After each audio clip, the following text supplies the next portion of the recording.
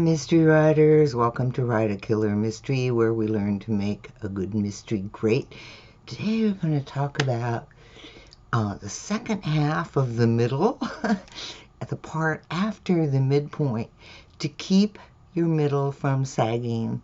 This is really important to keep your reader going until they get to the end. First, I want to thank my patrons who support this video series and my writing. And if you enjoy this video series, please consider joining us. The link is in the description below. Okay, so let's talk about after the midpoint. After the midpoint is a new search. In the first half of your mystery, up to the midpoint, the detective discovery path leads to the victim's world, and the detective learns about the victim's actions, traits, personality, lifestyle, and the people in that victim's world. And those people become the suspects in this story. As your detective examines clues and interviews suspects, they learn more and more about the victim, but the conclusions the detective draws are wrong. This is what happens at the midpoint. Your detective discovers that they've been going in the wrong direction. They may feel very discouraged. They feel not up to the task. They can feel ready to give up. So after the midpoint, your detective looks for a new way to examine everything that they know. In the 4-act mystery structure, the section after the midpoint is the third act. So I'm going to refer to it as the third act as I continue talking today. It's part of the middle of your story, and you don't want it to sag. So let's talk about finding a new way in the story for your detective.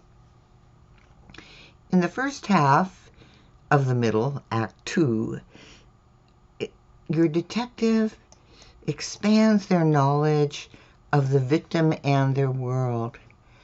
And just as that first half before the midpoint expands, it gets bigger and bigger, the detective learns more and more. In the second half, after the midpoint, things start contracting and your detective narrows down who the possible suspects are. All right? When your detective discovers they need a new approach after coming to nothing at the midpoint, they focus on a new way of discovering the truth that will help them solve the puzzle. They take a new turn. They review what they know so far, but as they look at everything again, they search for things they may have overlooked or new ways of interpreting what somebody said. And in a procedural, they may receive new evidence that points in a new direction. So in this section, in the third act of a mystery in the 4-act structure, you want to present the suspects in a new light in your detective's eyes. Push those suspects on any lies they told the first time they talked to your detective. Use them to misdirect by sending your detective on a wild goose chase. You want to expose those suspect lies, but show them as red herrings. Okay, because this is really important, because in this part of your story, you want to raise the stakes and the tension. So in the second half of your middle, you really crank up the tension. You find consequences that put your detective in emotional, psychological, and physical peril. There's just so many ways to confront your detective and make life really difficult. So make the story feel as though the detective is working against all odds. And even though the detective is on a new path, at that pinch point in the middle of Act 3, show that once again they got it wrong. They may think they've nailed a suspect and they're definitely the one, and then something happens and your detective is once again wrong. All right? And all this time, the villain is working in the background, and you can drop hints about the villain, but you still want to keep them hidden. The villain may set a trap for the detective, and depending on your story, the detective wins or loses. You have a lot to play with here in this section of your story about the detective and the villain, while still keeping the villain hidden from the reader. But what you want to do in this section is to narrow down the possibilities as you challenge your detective. So you have two things going. You're narrowing the possibilities, and you're also challenging your detective at a bigger, higher level. Your detective eliminates the suspects one by one, and at the same time, you're keeping your reader guessing. Well, if it isn't that suspect, who could it be, right? And did your detective eliminate a suspect for the wrong reason? Or did they eliminate the wrong suspect? All of these are possibilities to keep your reader guessing. So make sure the consequences of not finding the villain are pressing in. Any outside forces, any emotional consequences for your detective. Say they have a great solve rate, and this time they're just not getting it. Whatever, put that pressure on your detective. When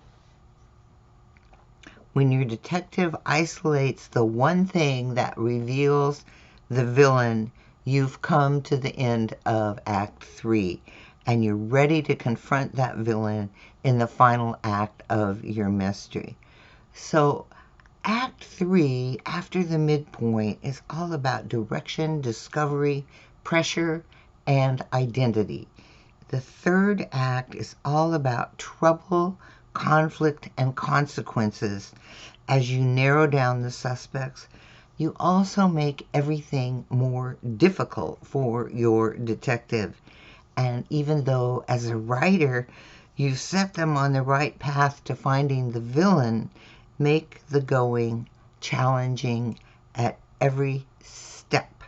Your reader will be primed to discover the villain and bring them to justice.